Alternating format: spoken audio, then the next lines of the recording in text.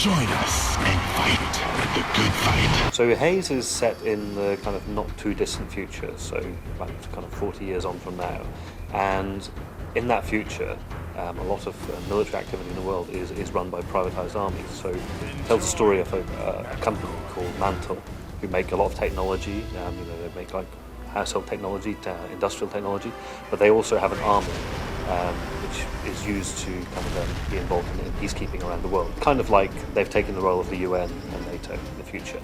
And you play the character of Shane Carpenter, who is a sergeant in Mantel Army, and this is really his first kind of taste of the hard end of combat.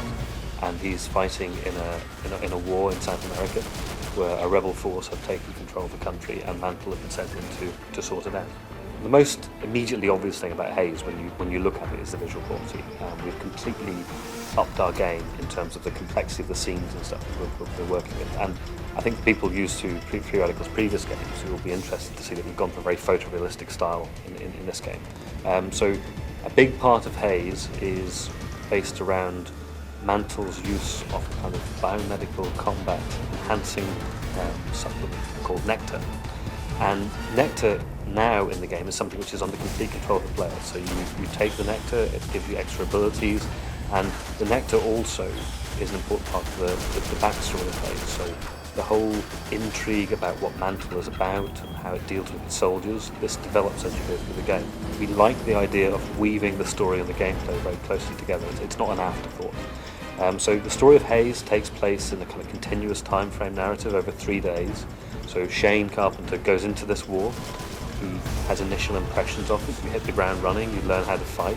But over those 3 days, things change considerably for him. And there's an arc of narrative which takes him to some quite interesting places and will confront the player with a very different, more modern look at war than what's normal in video games, really.